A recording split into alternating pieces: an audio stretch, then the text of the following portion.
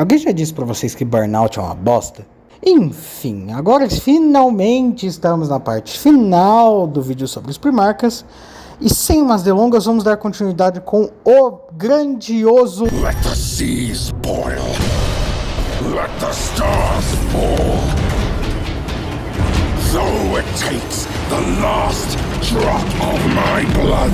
Os Filhos de Horus, ou Sons of Horus, também foram chamados de Lobos Lunares no passado, ou Luna Wolves, e atualmente são conhecidos como a Legião Negra, ou Black Legion. Eles eram responsáveis por assaltos frontais com o intuito de acabar com a guerra o mais rápido possível, em um ataque de decapitação. Atualmente, eles são uma legião generalista tal qual os Ultramarines, mas voltados por caos. Seu primarca era Horus Lupercal, um homem que agora está deveras morto. Horus caiu no planeta de Chthonia, um mundo que pode ser resumido em 3 palavras: pedra, crime e mais pedra. Chthonia era um planeta mina completamente devastado, escavado até os ossos, literalmente, restando apenas cidades subterrâneas infestadas por gangues. O jovem Horus, portanto, não cresceu em bibliotecas, templos ou estudiosos benevolentes como Magnus.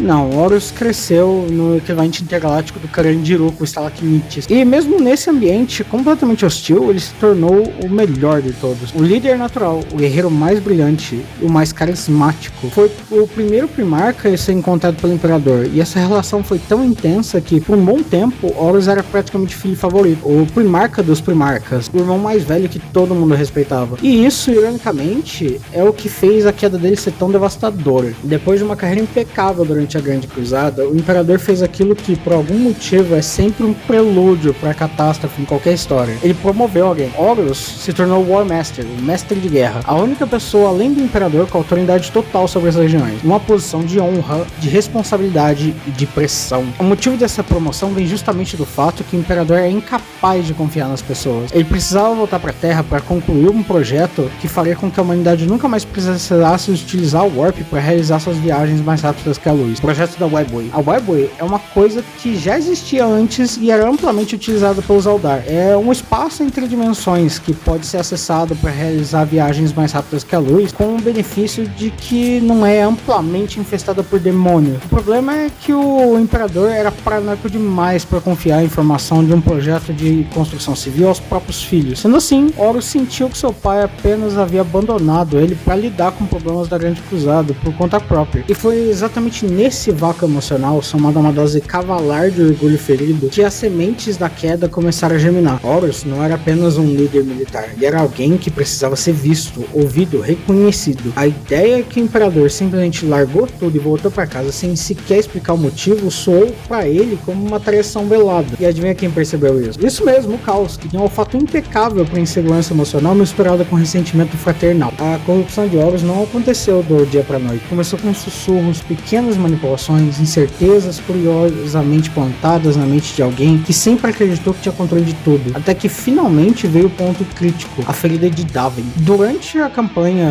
que era aparentemente rotineira, Horus foi ferido por uma lâmina extremamente corrupta, uma arma criada especificamente para matar aquilo que não pode morrer, um anatema. Enquanto ele agonizava, seu estado físico e psíquico o deixou vulnerável o suficiente para que a legião dos portadores da palavra, mais especificamente o arrombado do Erebos, convencesse os Luna Wolves a arrastar Horus para uma visão espiritual guiada que podia curá-lo. Durante o ritual, Horus foi contatado pelos 4 deuses do caos e mostrado visões do futuro distópico, onde a humanidade era escrava do Império e venerava o imperador da humanidade como um deus. Essa realidade é o universo real e atual de Warhammer 40k, mas mostrado sem o menor contexto do que levou a isso. Essa foi a gota d'água para Horus, que decidiu que seu pai devia ser destronado imediatamente e que faria tudo para alcançar esse objetivo. Horus despertou daquela visão espiritual com convicção absoluta de que tinha visto a verdade. E esse é o problema quando você mostra só o desastre, sem explicar a causa. A pessoa assume que aquilo é inevitável, que nada poderia ter sido diferente, que ela é a única lúcida no meio de um teatro de marionetes. E Horus sempre teve uma tendência perigosa de acreditar que só ele entendia as coisas direito. A partir daquele momento, o War Master, que havia liderado a Grande Cruzada com brilhantismo, virou o War Master que decidiu que a única maneira de salvar a humanidade era meter uma espadada no pai. E ele não tava sozinho. A queda de Horus foi a queda de metade das legiões de Astartes. Os mais orgulhosos, mais ressentidos, os mais ambiciosos, todos, de alguma forma, encontraram nele uma justificativa perfeita para liberar tudo que guardavam no peito. A ideia de que o Imperador havia mentido, escondido e manipulado ressoou com muitos dos irmãos que também se sentiam menos importantes na lista de prioridades do Papai Dourado. E assim começou a grande tragédia, a heresia de Horus. O War Master organizou sua conspiração com precisão cirúrgica. Primeiro isolou as legiões leais, depois corrompeu primarcas vulneráveis. E quando finalmente se mostrou, foi com uma brutalidade que marcou toda a galáxia para sempre. Um massacre do ponto de desembarque de Estivan. Ali, Horus orquestrou os maiores crimes de guerra da história galáctica. 3 legiões, supostamente enviadas para reprimir uma rebelião, foram traídas por outras 3 que fingiam estar do mesmo lado. O chão virou uma sopa de adamantino derretido, sangue e fragmentos de ceramitos. Foi o momento em que a heresia deixou de ser uma conspiração e virou uma guerra aberta. A guerra inteira culminou onde tudo começou, a Terra. O Palácio Imperial virou um campo de batalha tão selvagem que até hoje as cicatrizes daquele cerco ainda podem ser sentidas, como uma ferida aberta. E lá, Horus finalmente encontrou o desfecho da sua jornada. No fim, o filho favorito e seu pai distante se enfrentaram em um duelo que não tinha vencedor plausível. Horus foi destruído, seu corpo e sua alma apagados da existência, para que não houvesse possibilidade de retornar de alguma forma. O Imperador, gravemente ferido, foi colocado no Trono Dourado para literalmente não deixar a humanidade ser devorada pela Warp. Depois da morte de Horus, a sua legião entrou em colapso moral,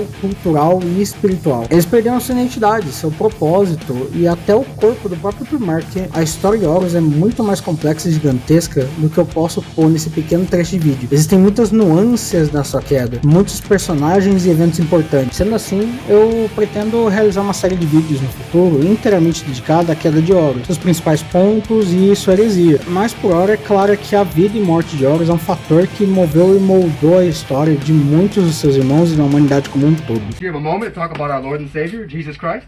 No. It wasn't fucking optional!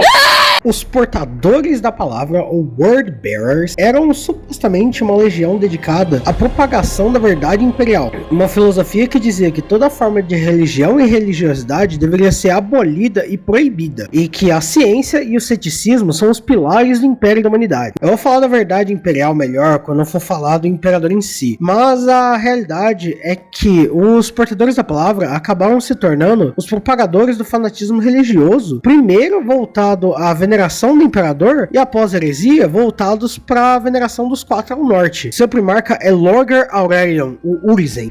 Esse feriado é foda. O pod de gestação de Lorgar aterrissou no planeta desértico de Colchis, um planeta que faria a Arábia Saudita parecer um paraíso. Colchis é um mundo árido, quente, dominado por extensões intermináveis de dunas e cidades-templo erguidas com mais fé do que engenharia. Lá, Lorgar foi encontrado por uma caravana de peregrinos que seguiam uma doutrina baseada de forma bem vaga nos deuses do caos e os seus preceitos. Crescendo sob a tutela do sacerdote Corferon, um sujeito que tinha mais fanatismo do que idade, Lorgar rapidamente se destacou. Ele era inteligente, contemplativo, carismático e, acima de tudo, sedento por significado. Enquanto outros primarcas saíam dos pods e pensando em estratégias militares ou como embater em criaturas gigantes, Lorgar saiu se perguntando qual o propósito da existência. Um problema filosófico desses é ótimo para formar um monge e péssimo para formar um general. Vale destacar que Corferon era um péssimo pai e um completo cuzão, mas isso nunca impediu Lorgar de vê-lo como uma figura central na sua vida. E como todo bom líder religioso manipulador, Corferon percebeu rapidinho o potencial do menino prodígio alienígena. Ele não só era naturalmente inclinado ao espiritual, como também tinha aquele nível de carisma que faz a gente atravessar o deserto sem água só pra ouvir ele falar. Perfeito para virar o Messias local. E foi exatamente isso que aconteceu. Lorgar cresceu entre pergaminhos, cânticos, procissões e doutrinas milenares de Culture, escrevendo tratados sobre fé antes mesmo de muitos sacerdotes conseguirem escrever o próprio nome. Aos poucos a influência dele cresceu mais do que qualquer outro profeta anterior no planeta. E não era só influência religiosa, era política. O moleque basicamente virou uma mistura de Buda, Jesus e chefe de estado, tudo embalado em 2,5 metros meio de músculo e uma careca muito brilhante. Colchis era um planeta bem dividido. Havia os devotos da velha fé, aquela que, de forma bem suspeita, reverenciava justamente as entidades que mais tarde Lorgar descobriria serem os deuses do caos, e havia facções contrárias, grupos mais seculares, que achavam que seguir profecias antigas demais era pedir pra ser engolido por um buraco de minhocas interdimensional. Lorgar, inspirado por visões que ele acreditava ser divinas, começou a unificar o planeta. E quando eu digo unificar, entenda converter pela diplomacia quando dava, converter pelo fogo quando não dava. Quando o Imperador finalmente chegou em Colchis, não encontrou um mundo hostil como na maioria dos reencontros com seus filhos. Em vez disso, encontrou um planeta ajoelhado, literalmente. A fé de Lorgar sempre foi que um grande ser dourado desceria dos céus para guiá-los. E quando o Imperador saiu da nave, todo mundo pensou: é ele! A profecia estava certa! O cara brilhante chegou! Isso não bateu nem um pouco bem com o fato do Imperador ser um ateu fervoroso que detestava ser comparado com Deus. Na visão dele, deuses deveriam ser apagados da existência. Nem mesmo suas menções ou relíquias culturais deveriam sobrar. Aí você lembra que esse mesmo cara se veste igual um deus greco-romano e tudo ao seu redor tem arquitetura gótica católica. Afinal de contas, pra que sutileza, né? As pessoas nunca vão te ver como uma contradição ambulante se você se veste de ouro brilhante e é o ser mais poderoso da galáxia, ao mesmo tempo que você proclama ser um homem.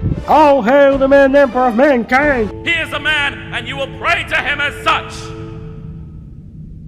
All hail the man emperor of mankind! Thanks be to the man emperor of mankind! E aí?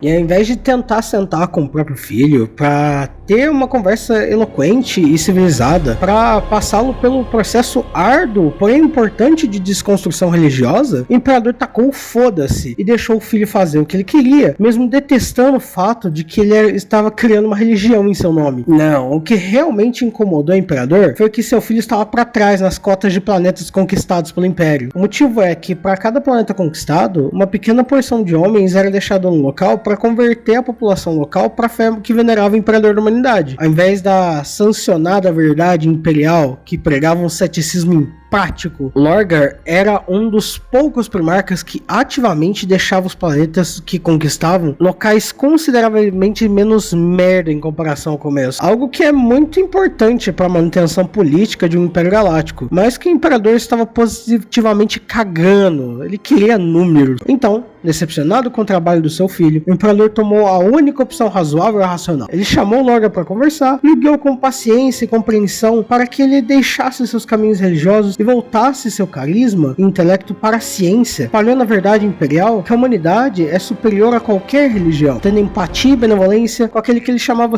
de seu filho, não é? Lógico que não! Muito pelo contrário, o Imperador forçou os Ultramarines, uma péssima escolha de legião para trabalho inclusive, que queimassem Monarquia, o equivalente de Jerusalém para Lorgar, uma cidade / planeta com 100% de devoção ao Imperador, até que não sobrasse nada mais. Ele forçou Lorgar a assistir tudo e depois forçou ele e sua legião a se ajoelharem nas cinzas da cidade que eles se dedicaram tanto para construir. Foi uma demonstração de poder bárbara, inútil e cruel, que poderia só ter vindo de uma mente de um autoritário conservador igual ao Imperador, que acha que esse tipo de atitude é algo minimamente razoável, e como homens preferem literalmente se juntar a cultos do que fazer terapia, Lorgar acabou se juntando a Horus durante a heresia. É nesse ponto que vale a pena citar o personagem mais filha da puta e vagabundo que já pisou nesse universo, já que muito da desgraça que aconteceu durante a heresia de Horus pode ser ligado diretamente a ele. Estamos falando de Erebus. Erebus é, sem exagero algum, o maior arrombado já produzido pela humanidade em 40 mil anos de sofrimento industrializado. Se existe um prêmio culpa direta por 80% das cagadas dessa galáxia, ele ganhava por unanimidade. Pelão dos World Bearers, falso devoto, manipulador profissional e basicamente um PowerPoint ambulante do caos. Erebus foi o cara que olhou pro trauma psicológico gigantesco de Lorgar e pensou: isso aqui vai ser um bom brinquedo. Se eu listar tudo que esse cara fez de ruim nesse universo, eu ia ficar algumas horas horas aqui. Mas em suma, Erebus foi o arquiteto-chefe da queda dos Wordbearers e, por tabela, um dos engenheiros principais da Heresia de Ogre. Ele foi quem empurrou o Lorgar, já quebrado, humilhado e desesperado por significado, direto pro colo do caos. E ainda teve a pachorra de fingir que tava fazendo isso pelo bem da verdade. Erebus era tudo que Lorgar acreditava ser virtuoso, só que ao contrário. Onde Lorgar buscava fé sincera, Erebus via oportunidade. Onde Lorgar queria resposta, Erebus oferecia mentiras embaladas em rituais antigos e palavras bonitas. Ele apresentou ao Primarca os deuses verdadeiros, não como parasitas extradimensionais que se alimentam das emoções extremas, mas como entidades divinas legítimas, injustiçadas pelo Imperador. A narrativa era simples, eficiente e mortal. O Imperador mentiu pra você, mas nós nunca mentimos. Olha, mentiram pra caralho. E Lorgar caiu feio, caiu de cabeça. Os Wordbearers foram a primeira legião a abraçar o caos de forma completa e consistente. Não foi um acidente, não foi uma corrupção lenta, não foi um ops, encontrei um artefato estranho. Foi uma conversão religiosa em massa, planejada, ritualizada e celebrada. Eles não só aceitaram os deuses do caos, eles os organizaram, catalogaram, deram nomes, símbolos, dogmas e liturgias. Se hoje o caos funcionasse como um panteão relativamente estruturado, agradeça aos Wordbearers. Eles transformaram entidades de pesadelo em uma religião institucionalizada. Parabéns aos envolvidos. Finalmente eu vou falar dos meus garotos. Os Salamandras são uma legião focada no uso intenso de armas de fogo. Fogo literal mesmo. Lança-chamas, meltas, martelos rajantes, praticamente tudo que você consegue visualizar um ferreiro usando. Aparentemente, o seu uso maior era em guerra urbana ou guerra de trincheira, dado o uso agressivo de armas que eram muito utilizadas para isso. Além disso, eles são a única legião que valoriza a vida civil acima da sua própria. E isso só se intensificou quando Vulcan, o gigante mais gentil do mundo, se juntou a seus filhos. E é por esse exato motivo que essa legião é de longe a minha favorita. Vulcan caiu em Nocturne, um planeta vulcânico com placas tectônicas tão existente quanto a minha sanidade mental, e onde radiação, por algum motivo, deixou todo mundo com a pele negra feito carvão, incluindo o próprio Vulcan. Apesar de que no meu headcanon ele sempre foi um belo de um negão. Não era um lugar fácil de se viver, recheado de criaturas mortais, lava e fumaça pra tudo quanto é lado. E o pior de tudo, um alvo de saque constante dos Drukhari. Nosso pequeno gigante foi adotado por uma família de ferreiros e aprendeu muito com eles, não só na arte da forja, mas também o que realmente significa ser um homem bom e valoroso, que tem um forte senso de comunidade, mas não se restringia apenas a isso. Palavras de um verdadeiro macho. El macho. Também lhe foi ensinado sobre os invadores pálidos que apareciam em naves pontiagudas e aterrorizantes, com tecnologias que beiravam magia e o inexplicável. Saqueavam tudo o que tinham e capturavam centenas de milhares de pessoas para cometer atos tão vis e aterrorizantes que você deveria rezar para que você não fosse levado com vida. Esses são os Drukhari, os elfos negros de Warhammer 40k. Eles merecem um vídeo próprio, mas em resumo, eles sequestram pessoas como piratas do espaço para fins de escravidão e entretenimento. Leia entretenimento como tortura, mutilação, ser jogado numa arena recheada de bestas além da compreensão humana, ser transformado em um instrumento musical vivo e por aí vai. Só coisa de leve. Certo dia, farto de ver seus conterrâneos e amigos sendo levados por esses saqueadores, um Vulcan já crescido decidiu fazer algo a respeito. Munido com a capacidade argumentativa que 2 martelos de ferraria dão a qualquer pessoa, Vulcan negociou com os saqueadores um diálogo incrivelmente persuasivo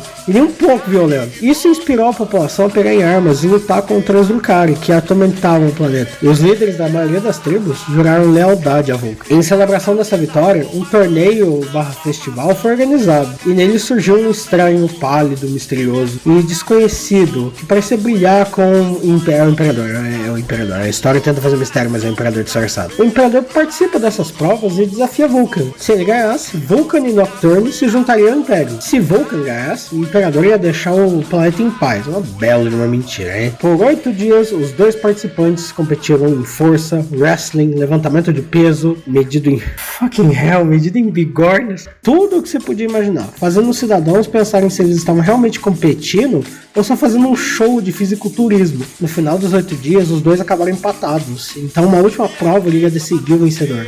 Aquele que caçasse uma salamandra e trouxesse a maior de volta seria o ganhador. Salamandras não são os axolotes fofinhos não, são dragões sem asas que cospem lava e atacam tudo que se mexe. Normalmente imagina Monster Hunter. Ambos obviamente foram bem sucedidos nas capturas, mas quando Vulcan voltava com a sua caça, o chão abaixo dele se desestabilizou e abriu um poço de lava. Nocturne é assim mesmo, desesperado, segurando seu prêmio com uma mão e à beira de um precipício com a outra, Vulcan estava em uma situação que poderia significar sua morte. Isso é, se o estranho não tivesse aparecido novamente para ajudá-lo. O imperador sacrificou sua caça e assim abandonou a sua vitória para salvar seu filho. E foi essa ação que conquistou o coração e lealdade de Vulcan. Quando ele foi reunido com a sua legião, ele estava em choque, porque seus homens propositalmente escolhiam missões de alto risco com o intuito de salvar os civis dos planetas. E quando o grandioso primarca viu seus filhos arrebentados, sangrando, cansados,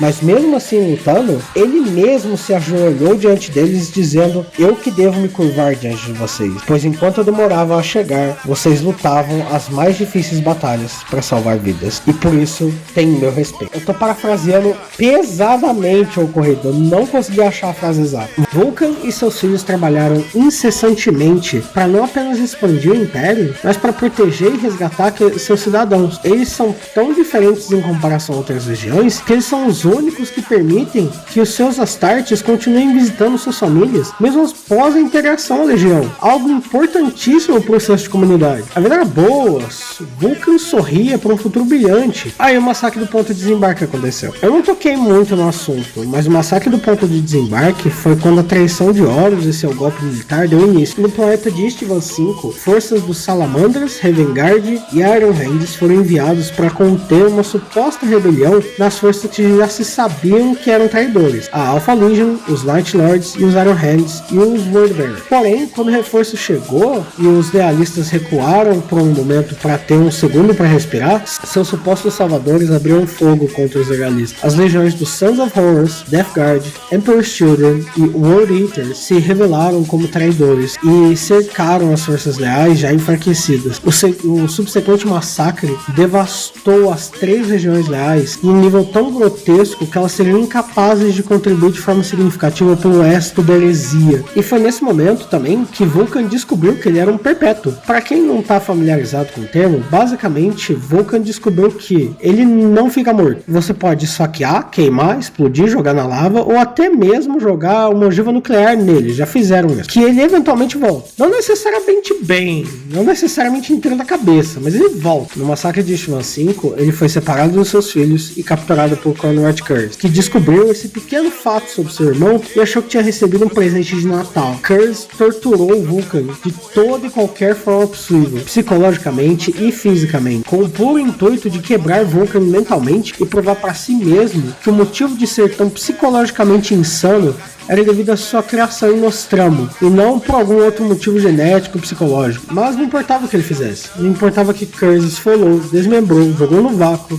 deixou para morrer de fome e de sede. Vulcan permanecia estoico, inabalável, sempre mantendo a sua visão de que um dia melhor chegaria. Obviamente, por dentro, ele estava muito fodido e precisava de terapia urgente, mas ele nunca ia deixar o Curse ter a satisfação de quebrar ele. Mesmo passando por um sofrimento que faria um Dreadnought pedir aposentadoria, Vulcan nunca abandonou quem ele realmente é. Ele nunca cedeu ao ódio gratuito, nunca perdeu completamente a compaixão e nunca aceitou a visão distorcida de Curse. E isso, ironicamente, foi o que mais irritou o Night Hunter. Em determinado momento, Vulcan escapa, mas não escapa no sentido clássico, já que o Curse joga ele no labirinto com o martelo teleportador do Vulcan como um prêmio no centro. Obviamente, quando o Vulcan chegou até lá, o teleporte não funcionava e o Curse veio tirar a satisfação da cara dele. Vulcan achou isso tão engraçado que também tirou a satisfação com a cara do seu querido irmão, lembrando seu rosto pálido e cabelo seboso, que aquele teleportador era ainda, de fato, um martelo, e dando ao Night Hunter uma belíssima harmonização facial.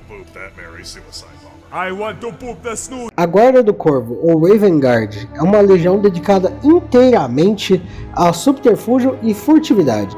É estranho demais imaginar pessoas com armaduras que pesam mesmo que um tanque sendo silenciosas, mas esse ponto eu já suspendi a minha descrença faz tempo. Sua marca é Corvus Corax, o corvo mais corvo que já corvou na história. O cara é basicamente um poema gótico ambulante, pálido, cabelo preto, olhos escuros, sempre com aquela vibe de não me encosta, estou refletindo sobre a minha existência. Se existisse My Chemical Romance no universo 30k, ele seria o vocalista. Corvus caiu em Lycius, uma lua prisão do planeta de Kiavor. Caralho, isso demorou. E quando eu digo prisão, eu não tô falando de uma coisa qualquer. Eu tô falando de trabalho forçado, exploração industrial absurda, e uma elite governante que fazia questão de manter todo mundo na miséria. Ambiente perfeito para criar um pequeno revolucionário traumatizado. Desde cedo, Corax mostrou ser diferente. Ele não só liderou os revoltas, como planejou o revolta. Nada de ataque frontal, nada de For the Emperor gritado a plenos pulmões. Não, era sabotagem, assassinato cirúrgico, cortar suprimentos, espalhar medo e depois sumir. Quando o Imperador chegou, Corax já tinha basicamente dado um golpe de estado funcional. Corax cresceu entre um povo de revoltosos, amargurados com suas condições desumanas de trabalho, que desejavam pelo mínimo de direitos trabalhistas. Por isso, ele nutriu um ódio genuíno por tiranos e déspotas, o que torna ainda mais estranho a sua lealdade ao Imperador. Porém, no caso dele, é de se entender, pois ele sabia que as opções eram se juntar ao Imperador e ter uma liberdade, mesmo que restrita, ou ter o seu planeta, família adotiva e amigos obliterados pelo bem da complacência e anexação. Corax escolheu o mal menor, ou pelo menos o mal que dava alguma chance de proteger o povo dele. Quando o Imperador finalmente apareceu, Corax não caiu de joelhos imediatamente. Ele impôs condições, exigiu o fim da escravidão em Lycaeus, exigiu reformas, exigiu que o seu povo não fosse simplesmente descartado como estatísticas. E surpreendentemente o Imperador acertou. Lycaeus foi renomeada para Deliverance, nada sutil. E o Corax se juntou ao Império, levando consigo uma desconfiança crônica de qualquer autoridade centralizada. E começou bem. Quando ele finalmente assumiu a Raven Guard, ficou claro que o Primarca e a Legião eram praticamente feitos sob medida um pro outro. A Raven Guard já tinha tendências de operações rápidas, ataques de decapitação, sabotagem e guerra simétrica. Com o Corax no comando, isso virou doutrina oficial. Eles não conquistavam mundos com bombardeios massivos, eles removiam líderes, derrubavam governos e faziam sistemas inteiros colapsarem de dentro para fora. E assim como Vulcan, Corax também se importava com civis, não do jeito caloroso e comunitário dos Salamanders, mas de um jeito silencioso e protetor. Menos vamos salvar todo mundo, e mais ninguém nunca vai saber que estivemos aqui, mas todo mundo aqui vai sobreviver. O herói das sombras, literalmente. Aí chegou Estivan V, de novo. A Raven Guard foi uma das 3 legiões enviadas para lidar com os supostos traidores, e assim como Salamanders e Iron Hands, eles foram traídos no pior momento possível. Quando o massacre começou, Corax viu sua legião ser moída, irmãos sendo abatidos antes mesmo de entender o que estava acontecendo, linhas quebrando, comunicações falhando, tudo indo por caralho em tempo recorde. A diferença é que Corax sobreviveu, por pouco. Gravemente ferido, ele conseguiu escapar com o que restou da Raven Guard. E quando eu digo o que restou, eu quero dizer quase nada. A legião foi praticamente aniquilada. O Corvo, que já era introspectivo, entrou em um nível de culpa, luto e ódio silencioso nunca antes visto. Desesperado para reconstruir sua legião e continuar a luta contra o Horus, Corax voltou para a Terra e pediu acesso aos laboratórios secretos do Imperador. Lá estavam os projetos genéticos originais dos Astartes. O plano era simples e terrível: acelerar a criação de novos Space Marines e restaurar a Raven Guard. E funcionou por um tempo. Os primeiros novos recrutas eram perfeitos, rápidos, letais, silenciosos. A Raven Guard em essência pura. Mas então tudo deu errado. A sabotagem da Alpha Legion fez com que todos os novos Astartes começassem a ser deformados e instáveis, monstros que mal conseguiam existir, quanto mais lutar. O dano foi tão grave que levaria milênios para Raven Guard se reconstruir a uma força de combate eficaz. Consumido pela culpa, pela falha e pelo ódio dos traidores, ele decidiu caçá-los sozinho. Entrou no olho do terror, abandonou sua legião com a promessa de que voltaria quando tivesse terminado. As últimas palavras registradas dele são basicamente um poema de vingança existencial. Desde então, relatos falam de uma criatura sombria, meio homem, meio sombra, caçando World Bearers no Warp. Se é Corax, provavelmente. Se ele ainda é inteiro, definitivamente não. Intruder alert! Red Red spies in the base. Ah, por fim temos a Legião Alpha, ou Alpha Legion. Um meme, um fantasma, eles estão nas suas paredes. A Alpha Legion é especializada em infiltração e espionagem, só que diferente da Raven Guard, eles focam muito mais em construir redes de espionagem e ataques terroristas do que realizar emboscadas e ataques furtivos. Seus primarcas são Alpharius e Omegon, gêmeos que compartilham a mesma alma. Quando o pod de gestação do Alpharius foi parar na Warp, ele foi separado em dois, tendo assim um irmão gêmeo que foi mandado pra longe, enquanto o próprio Alpharius caiu na Terra em si. Isso significa que ele foi encontrado com relativa facilidade dentre as Heavies da Terra, e serviu de forte indício ao Imperador que seus filhos ainda estavam vivos e à solta, que ainda iam dar muito trabalho. Alpharius cresceu basicamente nos bastidores do Império Nascente, enquanto os outros primarcas estavam sendo achados, celebrados e recebendo legiões inteiras com fanfarra. Alpharius estava ali, aprendendo tudo: espionagem, contra-espionagem, guerra de informação, infiltração política, sabotagem, mentira institucionalizada. Ele não era criado para ser um general glorioso, ele foi criado para ser uma arma invisível. E então tem Omegon. Omegon caiu em um planeta distante, foi criado longe do Imperador, e eventualmente, quando Alpharius já comandava a Alpha Legion, os dois finalmente se encontraram. E ao invés de rivalidade, drama, briga de ego, eles simplesmente falaram: ah, beleza, então somos dois. Eles decidiram compartilhar tudo: identidade, comando, estratégia. Para todos os efeitos práticos, Alpharius é Omegon e Omegon é Alpharius. Nem mesmo o Imperador tinha a certeza absoluta de qual dos dois estava falando com ele em qualquer momento. E isso não é piada, isso é literal. A Alpha Legion refletia perfeitamente seus primarcas. Seus Space Marines eram treinados para serem intercambiáveis. Altura parecida, armaduras parecidas, vozes parecidas. Os capitães se passavam por soldados rasos se passavam por comandantes. Qualquer Alpha Legionário poderia ser Alpharius. E às vezes era. Todos os legionários passavam por cirurgias e processos de alteração corporal durante o treinamento, para que eles se parecessem quase que indistinguíveis com o seu primarca. Todos calvos, todos com pele e cor de oliva, todos de altura e voz indistinguível do seu primarca. E dentro de missões, eles sempre se introduziam a estranhos com: eu sou Alpharius. A Alpha Legion levou o conceito de identidade descartável a outro nível quase filosófico. Para eles, o eu não importava, só o plano. Se um legionário morresse fingindo ser Alpharius, ótimo. Se Alpharius morresse fingindo ser um legionário, também ótimo. Desde que o objetivo fosse cumprido, o sacrifício era apenas mais uma variável calculada. E é assim que a Alpha Legion começa a ficar realmente insuportável, no melhor dos sentidos. Durante a Grande Cruzada, eles eram vistos como eficientes, porém estranhos. Mundos eram conquistados sem batalhas claras, rebeliões internas surgiam do nada, governos caíam antes mesmo da Frota Imperial chegar. Muitas vezes, quando o Império conquistava um planeta, ele já estava obedecendo já fazia semanas. Tudo graças a agentes recrutados pela Legião e os legionários em si infiltrados como comerciantes, conselheiros, oficiais locais, líderes religiosos ou aquele cara estranho que ninguém lembra o que aconteceu. Outras legiões desconfiavam deles, e com razão. Você nunca sabia se o Alpha Legionário com que você estava falando era um soldado, um capitão, primarca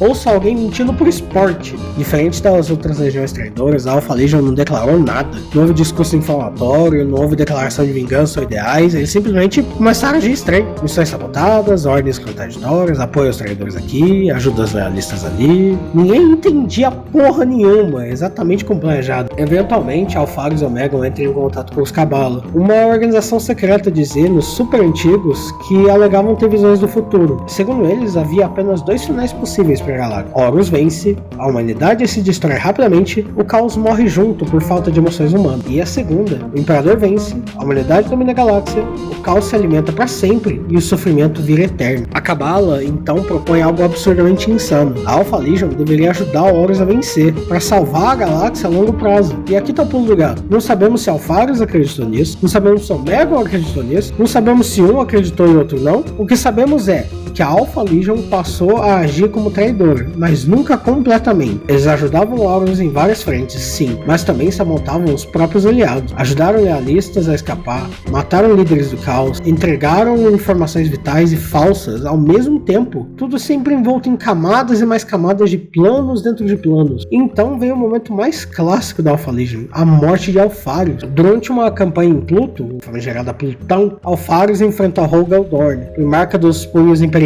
e eles duelaram. Dorn vence, Alpharius é morto. Fim. Cortina, Primarca morto. Ou não, porque logo depois disso, Omegon assume o comando. Ou talvez tivesse sido Omegon. Ou talvez Alpharius nunca tivesse morrido. Ou talvez tenha morrido, mas isso também faz parte do plano. A única coisa é certa, ninguém sabe. No fim da heresia, a Alpha Legion não se fragmentou como as outras legiões traidoras. Eles viraram uma horda caótica desorganizada. Eles simplesmente desapareceram. Se dividiram em células independentes, operando com objetivos próprios, muitas vezes se enfrentando entre si, às vezes ajudando o Império, às vezes ferrando tudo deliberadamente. Até hoje, no milênio 40, a Alpha Legion é um pesadelo burocrático e militar. Inquisidores enlouquecem tentando rastrear ele. Planetas inteiros caem por causa de planos iniciados séculos antes. Rebeliões surgem espontaneamente. E em meio a isso tudo, uma frase continua aparecendo em transmissões interceptadas, grafites, gravações de execuções e últimas palavras de agentes capturados. Eu sou Alpharius.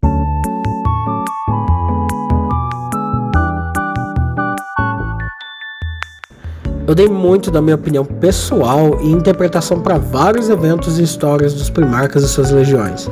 E é essa capacidade de ser aberto à interpretação que me faz amar esse tipo de universo. Eu vou ser cancelado pela minha opinião sobre mulheres Space Marines? Talvez. Mas eu seria um hipócrita se eu não desse a minha opinião. Caso alguém tenha dúvidas, boa parte das informações sobre a história vem do Lexicanum, uma Wikipédia de Warhammer que é considerada bem confiável e acurada. Caso eu tenha cometido algum equívoco ou você tenha alguma ideia que queira compartilhar, fique livre para deixar nos comentários. Demorou muito para fazer esse vídeo, eu espero que tenham gostado. A gente se vê na próxima.